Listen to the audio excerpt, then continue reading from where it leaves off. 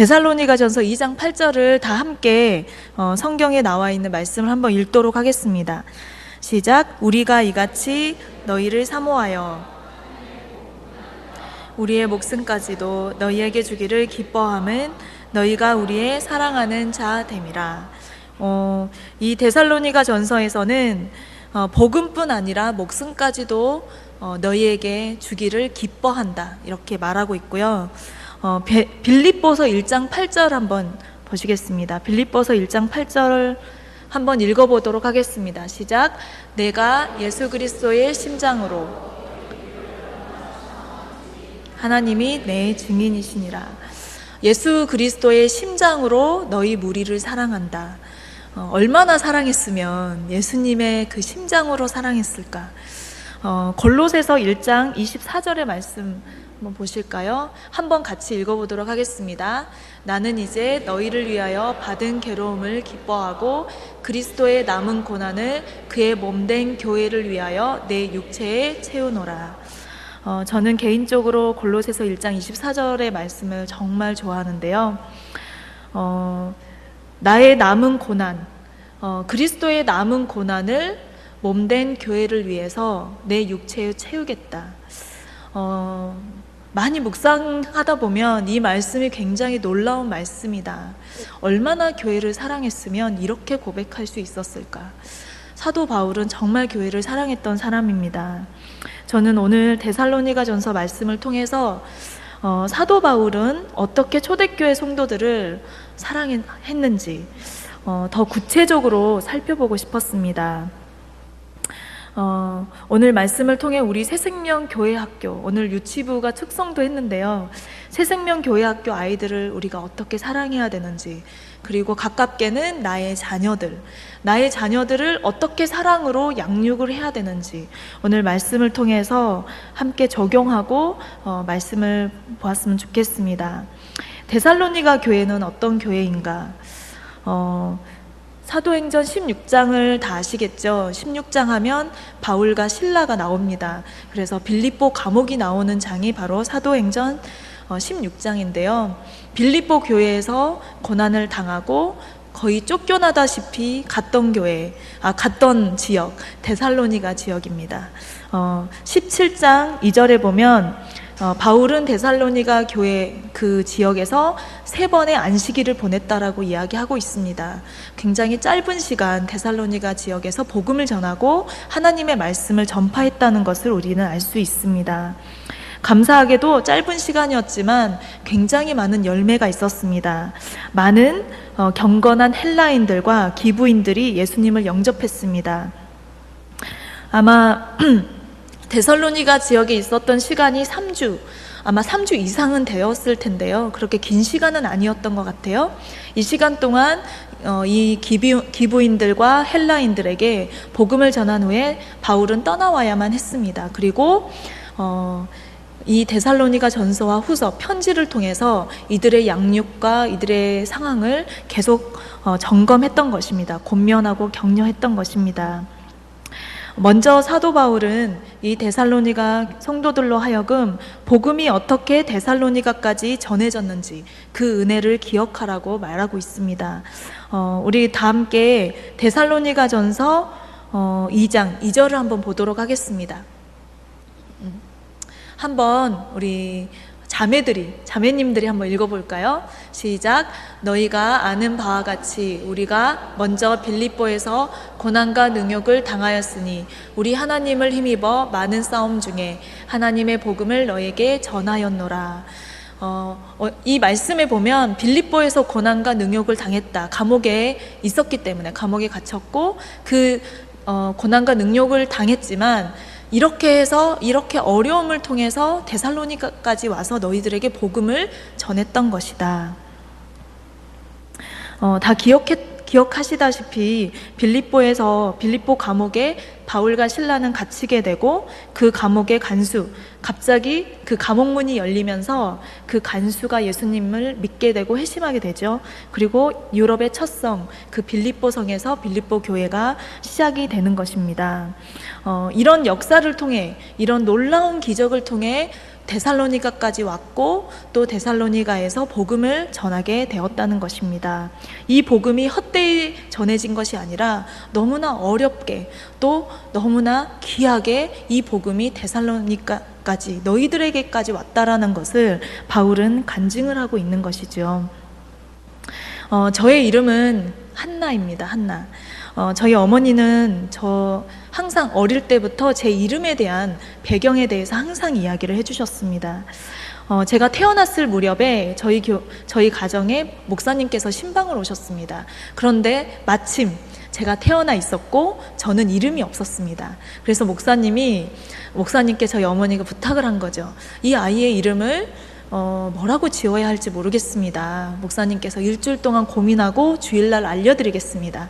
그리고 주일날 제 이름을 사무엘의 어머니 한나라고 지었으면 좋겠습니다 하고 그 목사님께서 제 이름을 지어주신 것입니다. 저희 어머님은 어렸을 때부터 저에게 한나야, 너의 이름은 그냥 지은 게 아니야. 목사님께서 지어주신 거야. 그 목사님의 이름은 누구누구야. 지금 그 목사님은 어디에 계셔. 이런 얘기를 항상 해주셨던 기억이 납니다. 사실 그 이름 하나가 제 인생을 어떻게 바꾸었거나 결정 지은 것은 아닙니다. 하지만 저는 어머님께서 들려주신 그 이야기를 통해서 저도 모르게 나는 굉장히 스페셜한 이름을 가지고 있구나. 나는 굉장히 스페셜한 사람이구나. 나는 그냥 그렇게 살아서는 안 되는구나. 이런 생각을 나도 모르게 어렸을 때부터 했습니다. 이렇게 자존감을 하나님께서 주신 것이죠. 데살로니가 교회에게 전해진 복음은 힘든 역경을 넘어서 값지게 전해진 복음이라는 것을 사도 바울이 나누고 있는데요. 우리는 우리 자녀들에게 이러한 이야기들을 해줘야 된다는 것입니다. 네가 복음을 알게 된 것은 너희 할머니, 너희 할아버지, 그리고 너희 아버지가 이런 믿음을 갖게 되어서 너에게 복음이 전하여진 것이다. 너희 이름은 이런 의미이다. 너는 이렇게 살아야 된다. 이런 이야기들을 우리 자녀들에게 꼭 해줘야 된다는 것입니다. 학생들 가운데 목회자 자녀나 선교사님 자녀들이 있습니다. 이 자녀들은 굉장히 많이 방황을 할 수도 있죠. 방황을 하기도 하는데 어느 순간 보면 제자리로 돌아와 있습니다. 제가 그 이유를 가만히 생각해 봤는데 이들에게는 항상 믿음이 있어요. 어떤 믿음이 있냐면 엄마가 나를 위해 기도하고 있어. 누군가가 나를 위해 기도하고 있어. 이런 믿음이 항상 있는 거예요. 그러니까 이들이 방황을 하다가도 나는 그냥 그렇게 살 수가 없어. 이런 마음이 이들의 마음에 심겨지게 되는 것이죠. 잔소리 같을 수도 있습니다. 그리고 때로는 아이들이 귀를 막고 안 들을 수도 있어요. 하지만 여러분들은 여러분의 자녀들에게 너는 이런 가정의 모습에서 지금 믿음을 갖게 된 것이다. 우리나라가 복음을 듣기까지 정말 많은 어려움이 있었죠. 수많은 선교사님들의 죽음이 있었고 이런 이야기들을 우리 후손들에게 또 우리 자녀들에게 우리 학생들에게 우리는 전하여 줘야 된다는 것이죠. 그래야 이들이 이 복음이 얼마나 귀한 것이지, 그리고 나는 정말 이 귀한 복음을 받은 특별한 사람, 스페셜한 사람이다. 이런 마음을 갖게 된다라는 생각이 듭니다. 사도 바울이 첫 번째로 이 데살로니가 사람들을 양육했던 첫 번째 방법은 간증했다는 것입니다. 어떻게 복음이 전해졌는지. 그리고 두 번째로는 하나님 앞에 정직한 말을 했다는 것입니다.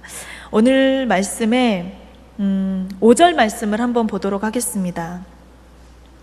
5절 말씀을 함께 같이 읽도록 하겠습니다. 너희도 알거니와 우리가 아무 때에도 아첨하는 말이나 탐심의 탈을 쓰지 아니하는 것은 하나님이 증언하시느니라. 데살로니가에 있는 사람들이 회심을 했는데요. 이 회심한 사람들은요, 경건한 헬라인 또는 기브인들이었습니다. 그리고 실제 그 첫 번째 데살로니가 교회, 그 가정에서 예배를 드렸던 그 가정의 주인이 야손이라는 사람인데요. 이 야손이라는 사람도 굉장히 부유층이었습니다. 나중에 데살로니가 성도들이 잡혀가게 됩니다. 그런데 야손이라는 사람이 보석금을 주고 그 성도들을 빼온다. 그 보석금을 줬다라는 의미는 이 사람이 어느 정도 돈이 있었다는 의미겠죠.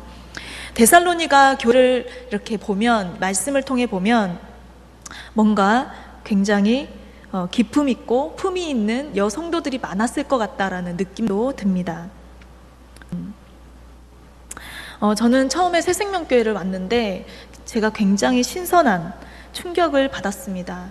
한국 교회에서는 한 명, 두 명 있을 법한 회사의 CEO들이 저희 교회는 정말 많은 거예요. 한국 교회에서는 아무리 큰 교회여도 이 정도의 CEO들이 많지 않습니다. 그런데 이 교회에는 무슨 CEO들만 모아놓은 교회처럼 굉장히 큰 뭔가 부유한 교회 같다라는 느낌을 들었습니다. 그래서 어르신들을 만나면 제가 쉽게 함부로 말을 하거나 굉장히 조심스럽게 된다라는 생각이 들었거든요.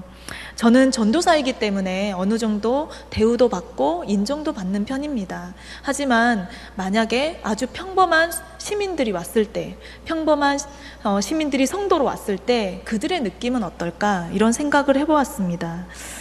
사실은 가방 하나를 보더라도, 패션 하나를 보더라도 빈부 차이가 나는 것은 너무나 당연한 것입니다. 하지만 교회는 세상의 기준과 세상의 포지션으로 그 잣대로 교회를 이끌어 나가는 것이 아니죠. 교회는 영적인 지도력을 받는 곳입니다. 교회의 법은 세상과 달라서 성경이 기준이 되고 성경이 법이 되는 곳입니다. 우리가 기억해야 될 것은 이것이죠. 권면해야 되는 위치에 있는 영적 지도자들이 우리에게 있고요. 또 교사로 섬기신 분도 계실 것입니다. 우리는 그 사람의 세상의 포지션이나 지위로 인해서 좌지우지 돼서는 안 된다는 것입니다. 사도 바울도 데살로니가에 가서 기부인들을 만나면서 또 부유한 사람들을 만나면서 그들이 듣기 좋은 말을 할 수 있습니다. 하지만 이렇게 고백합니다. 나는 아첨하는 말이나 탐심의 탈을 쓰지 않았다. 굉장히 정직하게 말했다는 것입니다. 데살로니가 전서 2장 4절을 한번 보시도록 하겠습니다. PPT 한번 열어주시기 바랍니다. 2장 4절입니다. 오직 하나님께 옳게 여기심을 입어 복음을 위탁받았으니 우리가 이와 같이 말함은 사람을 기쁘게 하려 함이 아니요 오직 우리 마음을 감찰하시는 하나님을 기쁘게 하려 함이라. 우리가 복음을 위탁받았는데요, 하나님께로부터 복음을 위탁받았다는 것입니다. 이 말은 영적인 지도력은 하나님께로 온다는 것이죠. 우리가 교사로서 복음을 위탁받은 것입니다. 그래서 우리는 사람의 영광을 구하고 사람을 기쁘게 하려는 것이 아니라 하나님의 영광을 구하는 지혜로운 영적 지도자가 되어야 한다는 것입니다. 세 번째로는 유모와 같이 섬겨주었다입니다. 7절 말씀입니다. 7절 말씀을 보겠습니다. 그리스도의 사도로서 마땅히 권위를 주장할 수 있으나 도리어 너희 가운데 유순한 자가 되어 유모같이 자기 자녀를 기름과 같이 하였다. 사도 바울은 사도로서 권위를 가지고 있었던 사람입니다. 하지만 그 권위를 주장할 수 있었지만 주장하지 않았다는 것이죠. 오히려 유순한 자가 되어 유모같이 너희를 대하였다, 너희를 섬기었다, 이런 말입니다. 유모라는 것은 무엇입니까? 우리 필리핀 상황에 보면 유모는 야야입니다. 야야. 야야가 어떻게 자녀들을 케어하고 있습니까? 사실은 부모는 자녀가 잘못하면 굉장히 혼을 내기도 하고 경계선을 짓기도 하지만 우리 야야들은 혼을 내진 않습니다. 왜냐하면 내 아이가 아니기 때문에 굉장히 조심스럽게 우리 자녀들을 케어해 줍니다. 그리스도의 사도로서 영적 권위를 주장하지 않고 야야들처럼 유순하게 성도들을 양육했다는 의미가 될 것입니다. 한국 교회 또 한국 사회의 특징은요, 한국 사회는 권위 중심적인 사회잖아요. 가부장적인 그런 문화 속에서 우리는 자라왔기 때문에 영적인 권위 또한 굉장히 강하게 생각합니다. 저희 시어머님께서도 목사님이시거든요. 제가 시어머님을 보면서 깜짝 놀랐습니다. 성도들이 시어머님만 보면 너무나 대우를 잘해주시는 거예요. 저는 한 번도 그런 대우를 받아본 적이 없는데 정말 대우를 잘해주시더라고요.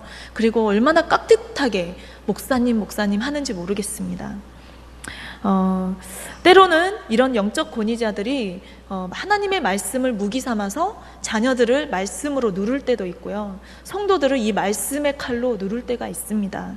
이것도 잘못 사용하는 것이겠죠. 사도 바울은 권위를 주장하지 않았습니다. 오히려 낮은 마음으로 섬겨주었다라고 이야기하고 있습니다. 저는 일본 단기 선교를 한 20년 20년 동안 한 10번 정도 일본 단기 선교를 다녀왔는데요. 일본 교회를 저는 참 사랑하고 존경합니다. 왜냐하면 일본 교회는 정말 참 섬김이 무엇인지 아는 교회이기 때문입니다. 여러분에게 추천하고 싶어요. 오사카에 있는 스위타 교회나 나고야에 있는 하마마치 교회, 이런 교회를 다녀와 보시라고 저는 정말 추천해 보고 싶습니다. 굉장히 규모가 300~400명 모이는 교회면 일본에선 대형 교회거든요. 네, 여러 가지가 있지만 그 교회에서 교회를 어떻게 사용하는지, 교회 시설을 어떻게 사용하는지 굉장히 지혜롭고 굉장히 작아요. 교회가 작은데 3층짜리 건물인데 너무 알뜰살뜰하게 그 교회를 사용하는 거예요. 제가 그런 모습을 보면서 정말 배우고 싶다. 어떻게 저렇게 지혜롭게 교회를 사용하지? 이런 제가 깨달음을 많이 얻고 오기도 했습니다. 그런데 가장 저를 감탄하게 했던 것은 바로 교회 담임 목사님입니다. 오사카에 있는 스위타 교회 담임 목사님을 만났는데요. 이 목사님께서는 90도 허리를 숙여서 저희들에게 인사를 합니다. 단기 선교 미션, 단기 선교 와서 너무나 감사하다. 일본에 선교 와줘서 너무나도 감사하다. 그리고 저희가 한 2주 동안 그 교회에 머무는데요. 2주 내내 그 목사님이 하시는 모습을 봅니다. 어떻게 살아가는지 보는데 싱크대에 설거지를 그렇게 하십니다. 성도들이 커피를 마시고 놓고 간 설거지, 과일을 먹고 간 마지막 설거지, 목사님이 앞치마를 두르고 항상 설거지를 하십니다. 제가 그 모습을 보고 깜짝 놀랐습니다. 한국 교회로 하면 정말 대형 교회 목사님이시거든요. 나이도 지극하신 목사님입니다. 그런데 정말 설거지 하시는 그런 모습. 또 어떤 목사님은 이런 목사님이 있어요. 작은 교회 목사님이신데 저희가 앞에 나와서 간증을 했어요. 일본을 사랑하기가 너무 힘듭니다. 일본은 우리에게는 원수의 국가입니다. 하지만 하나님이 사랑하라고 하시기 때문에 저희가 일본을 사랑하기로 했습니다. 이런 어떤 형제가 고백을 했는데 이 늙은 목사님, 정말 나이가 많은 목사님이 앞으로 나오셔서 무릎을 꿇고 일본을 용서해 주십시오라고 이야기를 하시더라고요. 제가 그 모습을 보는데 너무 마음에 찔림과 감동이 되는 거예요. 이렇게 누군가에게 무릎을 꿇을 수 있는 사람, 너무나 감동이 됩니다. 제가 이번 6월에는 교토에 단기 선교를 다녀왔습니다. 교토에 저희가 머물렀던 숙소는요, 어떤 할머니 권사님이세요. 이 권사님이 자신의 3층 집을 단기 선교팀에게 아예 주셨습니다. 선교사님께 아예 주시면서 단기 선교가 올 때마다 저희 집을 사용하십시오. 그래서 저희는 그 집을 사용하게 되었습니다. 100년이 된 집인데 3층짜리 집이었습니다. 이 할머님은 40년 동안 베이커리를 하셨던 분이에요. 빵을 만드셨던 분이라 장인입니다. 일본에서는 장인이라고 불리우잖아요. 그래서 할머님이 새벽 3시 반에 일어나서 저희 단기 선교팀을 위해서 빵을 만드시는데요. 7시 반이면 빵을 준비해서 가지고 오십니다. 근데 저희 숫자에 맞게 2~3가지 종류를 딱 맞춰서 가지고 오시는데 7시 반, 시간도 틀리지 않아요. 그 시간에 딱 오십니다. 그런데 저희가 2주 동안 있었거든요. 근데 2주 동안 똑같은 빵을 먹어본 적이 없습니다. 2주 동안 매일매일 다른 빵, 매일매일 그 장인이 만든, 정말 저는 태어나서 처음 먹어본 종류의 빵들, 제가 그 빵을 정말 필리핀에 가지고 오고 싶을 만큼 너무나 맛있는 빵들이었습니다. 그걸 새벽 3시 반에 일어나셔서 저희 단기 선교팀을 위해서, 그런데 1년이면 그 집을 이용하는 팀이 10팀이에요. 미국에서 오는 팀은 50명씩도 옵니다. 30명씩도 와요. 그런데 물어봤어요, 선교사님께. 그렇게 많은 팀 아이들도 매일매일 빵을 만드세요? 네, 매일매일 그 팀도 해준다는 거예요. 우리만 해주는 게 아니라 그 집에 머무는 모든 사람들에게 매일매일 그걸 제공하신대요. 제가 그걸 보는데 너무너무 놀라운 거예요. 어떻게 이렇게 수고할 수가 있을까? 자신의 일도 있는데 이 단기 선교팀을 위해 저희가 마지막 날 너무나 감사해서 마른 망고를 드리면서 감사합니다. 네, 오히려 이분이 저희 일본에 선교와 주셔서 감사합니다. 전도해 주셔서 감사합니다. 얼마나 그 전도해 주셔서 감사합니다라는 그 말이 진심으로 들리는 것이죠. 가식으로 하는 것이 아니라 정말 선교와 주셔서 감사합니다. 저는 일본 교회의 깊은 섬김을 받으면서 일본 교회를 사랑할 수밖에 없었습니다. 우리가 세상에서 또 교회에서 우리의 포지션은 어떠합니까? 우리가 우리가 가진 그 권위를 우리는 내세울 수 있습니다. 사람들 앞에. 세상에서 나는 이 정도야. 나는 교회에서 이 정도야.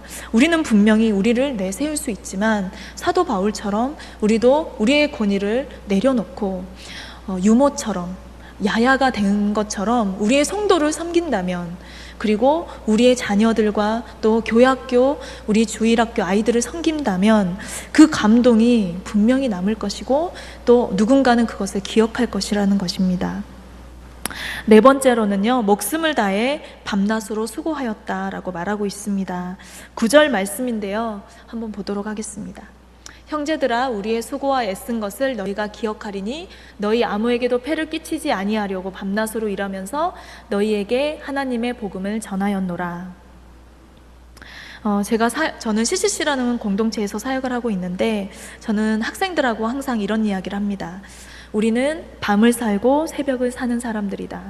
밤을 살고 새벽을 살려면 무엇을 줄여야 합니까? 잠을 줄여야 합니다. 캠퍼스에서 전도도 해야 되고 공부도 해야 되고 교회에서 사역도 해야 되고, 필리핀 친구들은 필리핀 문화가 그렇듯이 필리핀 교회도 많은 일을 하는 게 아니잖아요. 뭐 새벽 기도가 있어요, 수요 예배가 있어요, 철야 기도도 없어요, 필리핀 교회는요. 그래서 필리핀 친구들은 집에 가면 자신의 공부도 할 수 있고 자신의 자유시간도 있어요. 하지만 한국 교회를 다니는 친구들은 일이 왜 이렇게 많은지, 하나님을 섬겨야 되는 것이 왜 이렇게 많은지 몰라요. 이런 친구들이 필리핀 친구들과 경쟁을 하기 위해서는 분명히 밤을 살아야 되고 새벽을 살아야 됩니다.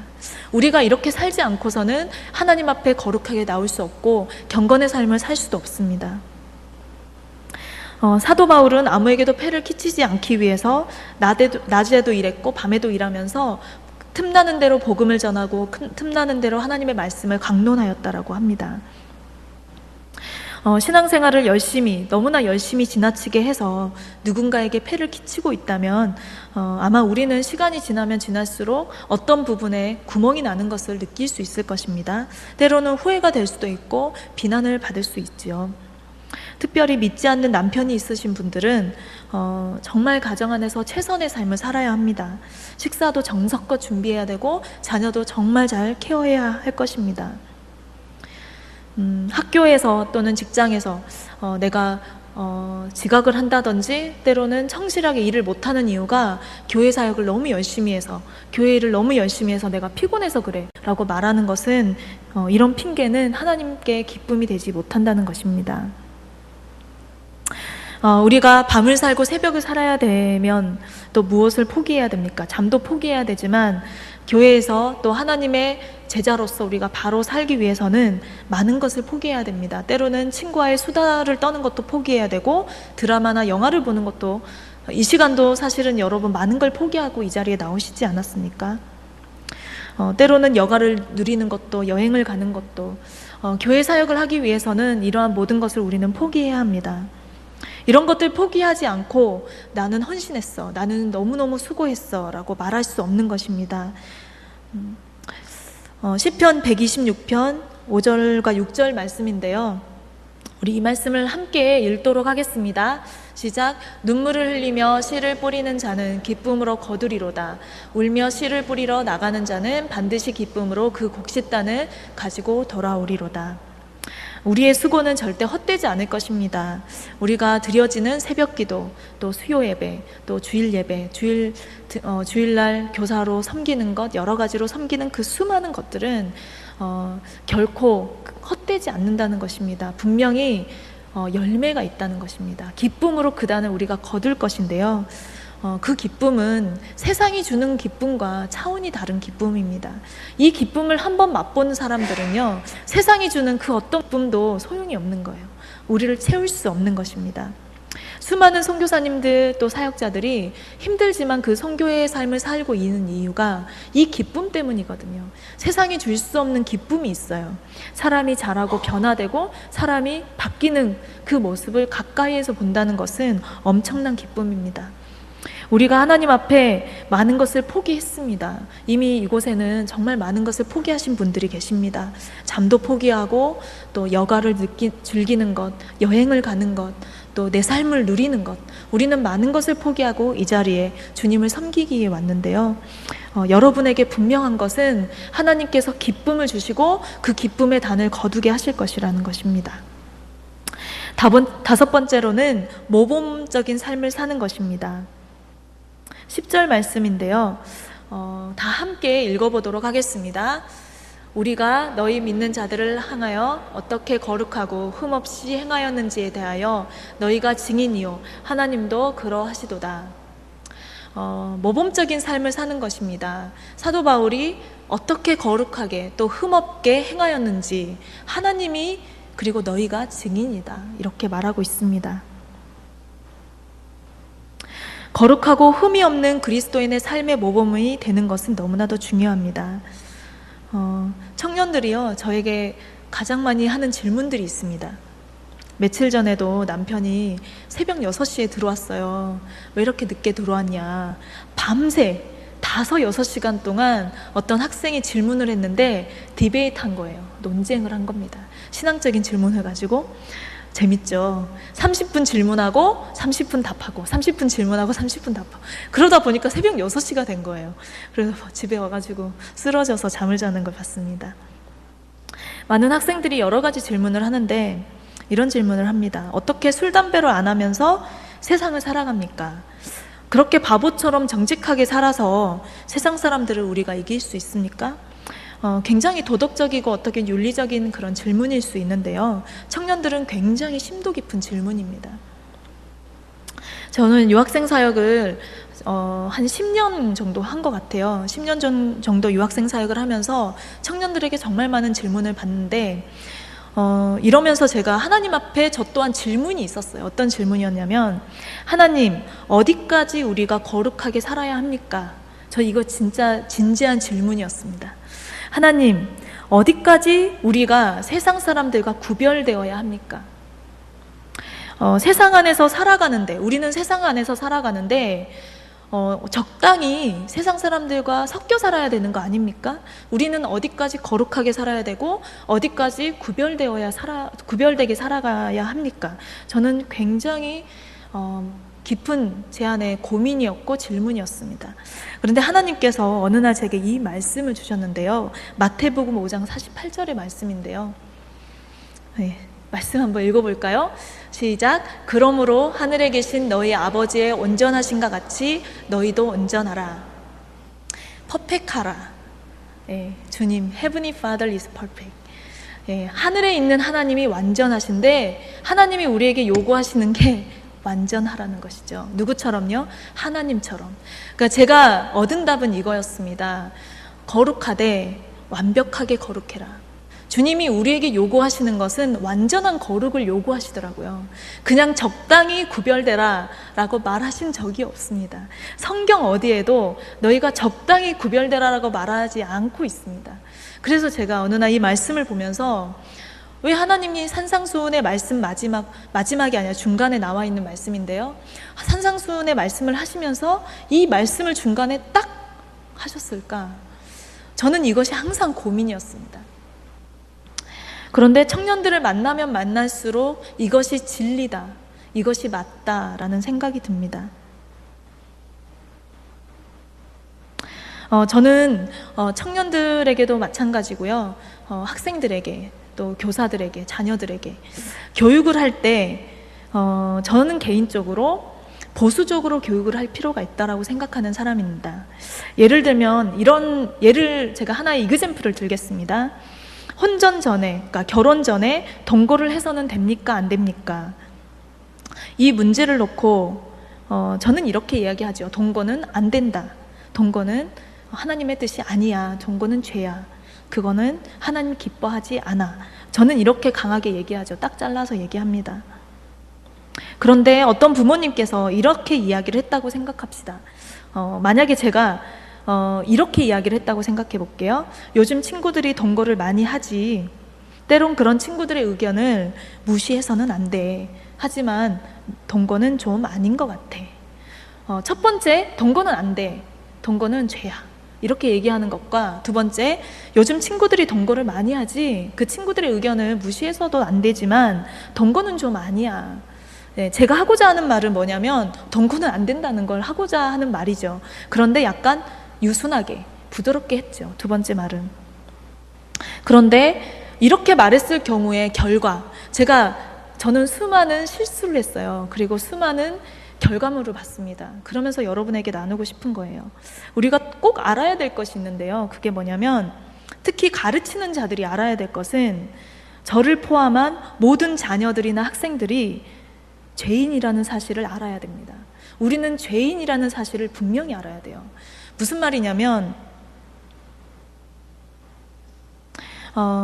우리 아이들이 동거는 좀 아닌 것 같아, 이 말을 새겨 들으면 얼마나 좋겠어요. 그런데 그 말은 다 잊어버리고요, 앞에 있는 말, 그러니까 나에게 유리한 말을 새겨 듣는다는 것입니다. 얼마나 우리가 그 연약한 보이는 틈을 향해서 잘도 도망가는지 모릅니다. 제가 학생들하고 상담을 하면 정말 놀라운 것들을 많이 발견합니다. 우리가 생각하는 것 이상으로요, 학생들은 목사님이 하신 말씀, 그리고 교회 어른들이 했던 말씀, 교회 어른들이 하는 행동, 이런 것들을 죄에 합리화시킵니다. 무슨 말인지 아시겠습니까? 죄에 합리화시킵니다. 간사님, 누가 이렇게 얘기했어요. 간사님, 누가 이렇게 행동했어요. 그래서 이건 죄가 아니에요 라고 저에게 가지고 옵니다. 가지고. 그 증거도 가지고 와요. 어떤 유튜브에서 누가 이렇게 말했어요. 그러니까 이건 죄가 아니에요. 이렇게 말합니다. 굉장히 무서운 거죠. 우리가 잘못 말한 그 한마디가요, 아이들에게 합리화 도구가 되어버린다는 것입니다. 저는 이런 실수를 굉장히 많이 했습니다. 그래서 제가 깜짝 놀랍니다. 간사님이 그때 그렇게 얘기했잖아요. 나는 그런 의도로 얘기한 게 아니야. 그런데 아이들은 자기가 유리한 대로 그 말을 가지고 와서 합리화시키면서 주장한다는 것입니다. 간사님이 동거하는 친구들의 의견을 무시해서도 안 된다라고 말씀하셨잖아요. 그래서 저는 동거에 대해 상대방의 의견을 존중한 것뿐입니다. 실제로 이런 식으로 이야기합니다. 저도 아이들에게 이야기할 때 그래서 틈을 보이지 않으려고 굉장히 단호하게 이야기하는 편입니다. 그래야 된다라는 것을 많이 깨달았고 정말 많이 느끼고 있습니다. 인간관계부터 시작해서 술, 담배, 이성교제, 혼전순결, 동거, 게임, 인터넷, 영화, 드라마, 포르노, 정말 다양한 문화들이요, 정말 다양한 문화 속에서 우리는 뭐가 옳고 뭐가 그르지? 굉장히 우리도 헷갈릴 때가 많지 않습니까? 하지만 부모님과 교회 어른들의 모습은 사실은 이미 우리는 책 잡힌 바 되어버렸습니다. 우리는 이미 빠져나갈 수가 없습니다. 그러니 교회 어른들이, 또 목회자들이, 선생님들이 얼마나 완전하게 살아야 될까요? 조금이나마 틈과 흠을 우리 자녀들이, 청년들이 찾아서 그 틈을 죄에 합리화시키는 도구로 사용하지 않도록 우리는 정말 거룩의 완전함을 추구해야 됩니다. 저는 이 자리를 빌어서 제가 10년 동안 유학생 사역을 하면서 느꼈던 저의 고백을 하자면, 부탁을 드리자면, 기성세대의 미션, 기성세대의 사명은 무엇이냐? 거룩의 완전함을 추구하는 것이라고 생각합니다. 사실은 청년들은요, 죄가 없습니다. 사실은 우리 아이들은 죄가 없어요. 저는 이걸 믿습니다. 아이들은 죄가 없습니다. 누가 죄가 있냐면 기성세대가 그것을 가르친 것입니다. 기성세대가 그렇게 살았던 것입니다. 아이들은 이미 우리는 책 잡힌 바 돼버린 거예요. 아이들은 그 문제를 가지고 옵니다. 증거까지 가지고 옵니다. 그렇기 때문에 그리스도인들이 이렇게 살아도 되는 것이죠, 간사님. 그렇기 때문에 그리스도인들이 이렇게 살아도 죄가 아닌 것이죠. 이렇게 말하고 있습니다. 저는 여러분들께 감히 도전 드리고 싶습니다. 저희 청년들을 위해서, 그리고 우리 자녀들을 위해서 우리는 거룩의 완전함을 추구해야 됩니다. 이것을 여러분에게 정말 도전해 드리고 싶습니다. 6번째는 아버지처럼 권면과 위로, 경계하라 말씀하고 있습니다. 오늘 말씀의 10절 말씀입니다. 네, 11절 말씀이네요. 11절. 한번 읽어보도록 하겠습니다. 시작. 너희도 아는 바와 같이 우리가 너희 각 사람에게 아버지가 자기 자녀에게 하듯 권면하고 위로하고 경계하노니. 사도 바울은 유순하게 유모처럼 그들을 섬기기도 하였지만 그들을 훈계하였습니다. 경계하였고 권면하였고 훈계하였습니다.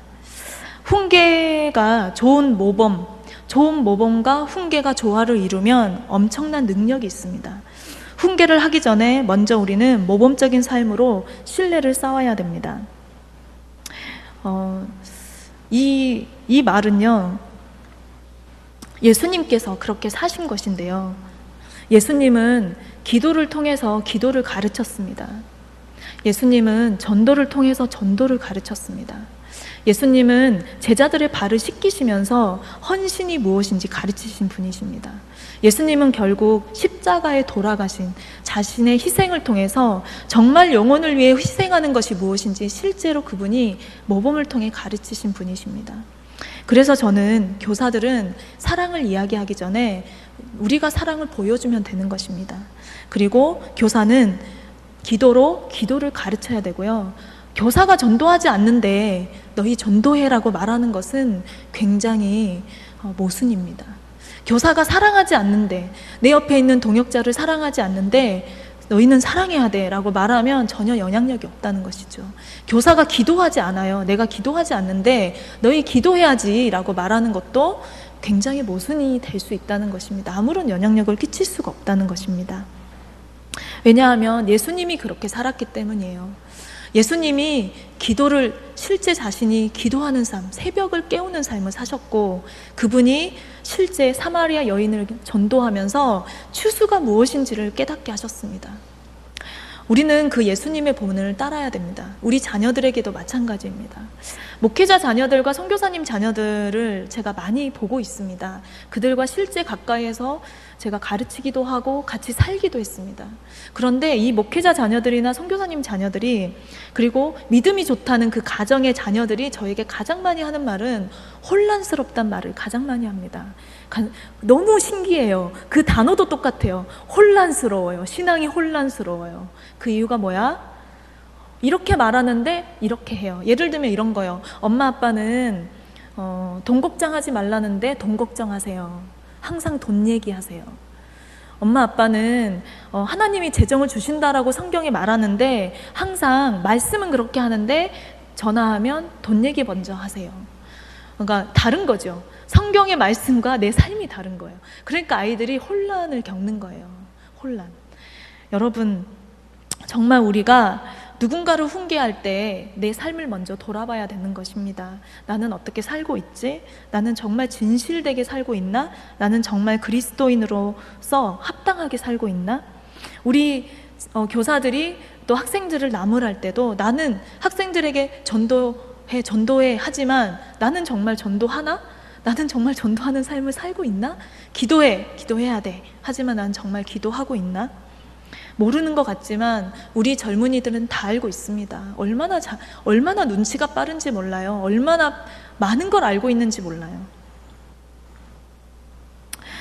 저는 굉장히 강하게 훈계하는 사람이거든요. 사실 제가 훈계를 해가지고 저를 떠난 사람도 있고요. 저희 공동체를 떠난 사람도 있어요. 저는 굉장히 미안한 마음이 있어요. 하지만 어쩔 수 없어요. 훈계를 해야 돼요. 잘못한 것은 잘못한 것이기 때문이에요. 사실은 그들이 영원히 나한테 상처를 받고 나를 미워하면 어떡하지? 어떤 지체들은 내가 미워가지고 다른 데 가서 저를 욕하는 사람들도 있어요. 그런데 신기한 것은 시간이 지나고 또 그들이 어느 정도 성숙해지면 그렇게 저를 미워했던 친구들이 연락이 와요. 막 3장, 4장 편지를 써요. 간사님 너무 감사해요. 간사님이 저에게 그렇게 말해주지 않았다면 저는 정말 엉망으로 살았을 거예요. 저 유학생활 마치지 못했을 거예요. 너무너무 감사해요. 제가 아이들 졸업할 때 정말 편지를 많이 받아요. 너무 감사하다. 내가 그렇게 독하게 말했는데도 감사하다라는 이야기를 해요. 그래서 저도 감사하죠. 정말 다행이다. 주님의 은혜다. 나를 미워할 법도 한데.